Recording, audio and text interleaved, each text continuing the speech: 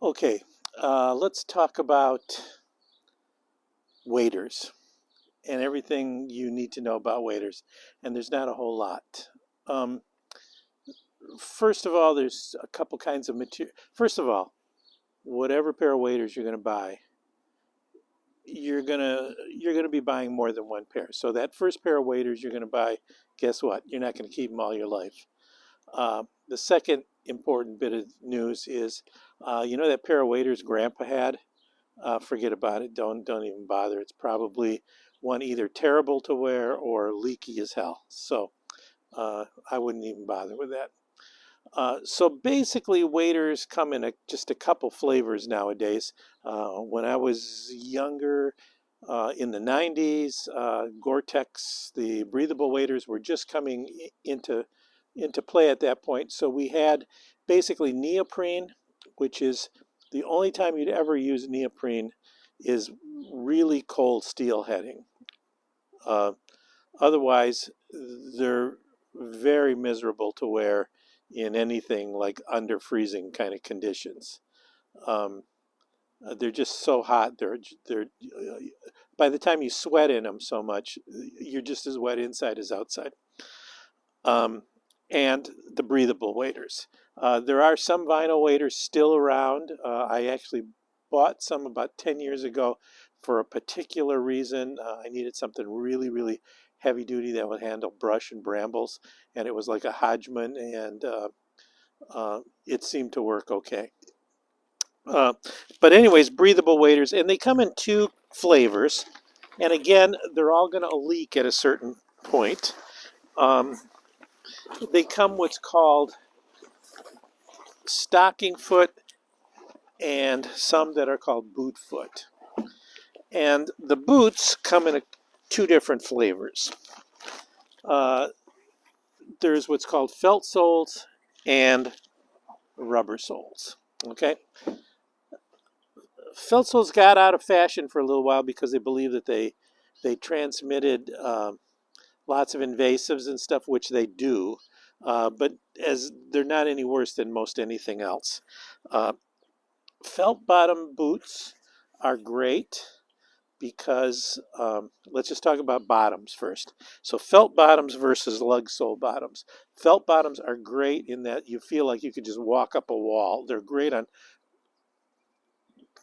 rocks and logs and all kinds of stuff like that.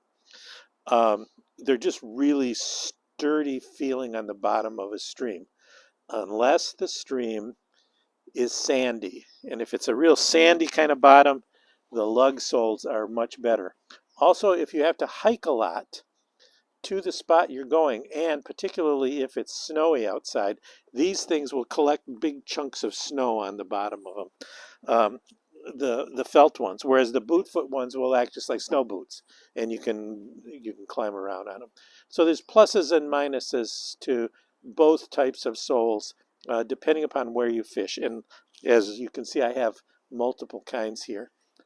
Um, the next thing you want to decide is whether you want stocking foots where you can have different boots or boot foot ones. Now, I have a pair of these boot foot ones, and they're breathable. And I fish really a couple different, just two really different places. I fish a lot in the Huron River, which is right near my house, and I fish a lot up on the Asable, which is near my cabin. Two very different kinds of streams. The one here, the Huron River, uh, I fish typically many times a week for very short periods of time. I'll like pop out for an hour, fish like right before sunset or really during the day. So I want to drive there. It takes me literally 5 minutes to drive there. Excuse me. And I just want to hop in and get out. The boot foot waders, or the stocking foot waders, the kind with the boots, take a little time to put on, and then you got to put the boots on and lace them up and all that. I almost feel like a fireman. I just have these in the back of my car. I just throw them on, boom, I'm out in the river real quick. And then when I'm done, I just take them off, and they're they're done. They're super fast. And so the boot foot ones, there's a convenience factor to them. They tend to be bulkier around uh, your thigh area, and they're not as if the water's running real fast, they tend to sort of flop around a little bit. But the river where I fish, this is absolutely perfect way to go.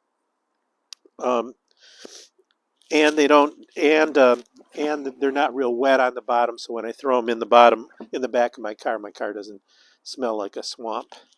The bootfoot ones I typically use up north, and again I'm fishing in the Asable River, which has a nice gravel bottom, and these things give me such solid support. They're still they're still breathable. Again, I wouldn't buy anything other than a breathable wader anymore. There's all different kinds, and they range from like about $100 to six, seven, $800. Um, I tend to buy the cheaper ones only because I've bought the expensive ones and they leak eventually. They all leak eventually.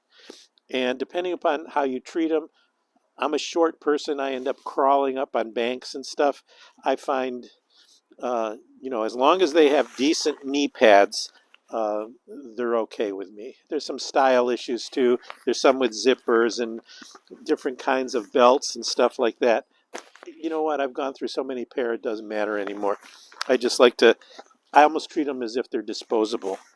I also have a different set for the Huron River, which is warm water, and a different set of gear for when I'm fishing those northern Michigan cold water streams.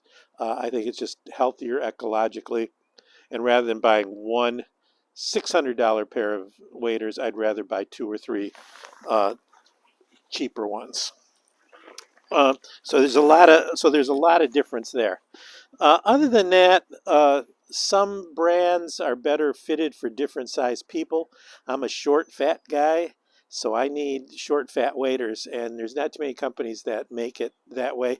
Then in the past, I've had to, my waders, I'd put them on, and the knee part would come all the way down to my ankles, so I'd have this big gloopy thing down here because I had like short legs but a large girth. So you have to try to find waders that actually fit you, which is tricky for some, not tricky for other people.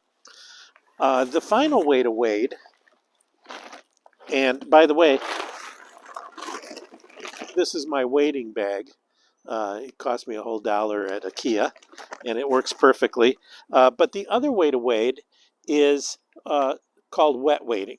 And wet wading is typically you wear a pair of shorts or something, and maybe some sneakers, and you just get in the water when it's warmer water. Like the Huron River tends to be pretty warm. Um, the Huron River has a lot of, just because I've studied it when I was teaching, it has a lot of E. coli in it. A lot of rivers have a lot of PFAS in it. So I typically don't like to wet wade a lot much anymore. I'm a little more careful. Uh, if you have any breaks on your skin and stuff, you're exposing yourself to whatever weirdness that is in the water. So I just as soon wear some waders. But on occasionally when it's really hot out, what I do, or if I'm in a boat where you're not going to need waders a whole lot, there's all these great new kinds of pants, and I've totally invested in them. They're called tech pants or whatever. They're made out of, I don't know what they're made out of, some kind of plastic, and they dry like instantly. And between that and a pair of these ugly clogs, or I have a pair of Keen sandals, I'll put those on, and I can wade and literally get out of the water. And by the time I've picked everything up and cleaned up all my gear and packaged everything, it's dry when I get into the car. I'm not even wet anymore. So that's a whole nother way of wading, that if you're going to just be doing a lot of summer fishing, that's actually a great way to do it, and relatively cheap and inexpensive, and you get sort of multiple uses out of it. The boots I use, I don't know what these are, Chodas, I think, which are kind of mid-range boots. I found them to be, I have wider feet, and I find them to fit nicely around my feet. Very important to get good fitting boots. If they're too tight, your feet will, it just hurts. And two, if the water's really cold, if the boots are tight, your feet will get cold also. So it's good to get nice fitting boots that give you plenty of space inside of them. As far as the bottoms, I have studded ones. I have Sims boots that are studded that are, for like steelheading on hard rock kind of bottoms and stuff. Um, they're okay. You never want to get in somebody's boat with one of those. Um, so there's all kinds of choices, but the main thing is that don't get too what do I want to say? Don't get too hung up on your waders as far as this is the brand. It's going to last me 20 years or something like that. Especially if you fish a lot, they're going to get holes in them. I have some cheap waders, and I've got goop, and I've sealed up different places on them, and that's just how it works. So that's all I can tell you about waders. Just again, it's one of those places where you can spend a lot of money, or you can not spend a lot of money. And I'd rather not spend a lot of money and have multiple pairs of waders than spending a lot of money just on one pair and then just getting caught up with it. I don't even know what the brands of these are. To be honestly, I really don't know what these are. This is Caddis, whatever that is. And this one is, honestly, I don't even know what they are. Is there even a brand name on this thing? This is a White River, which I think is Bass Pro Shops. But I have Cabela waders. I have Sims waders. I have all the real brands too. Uh, but you just go through them. I go through one every, I have to change out every few years, at least one of my waders. But I have basically 4 sets of waders that I use, um, which seems kind of ridiculous, but over time it actually works out. Instead of beating one pair of waders to death, I beat them out. So I keep them for a fairly long period of time, but they do all get holes in them. All right, that's my tip for today. And let's see if I can turn off the camera.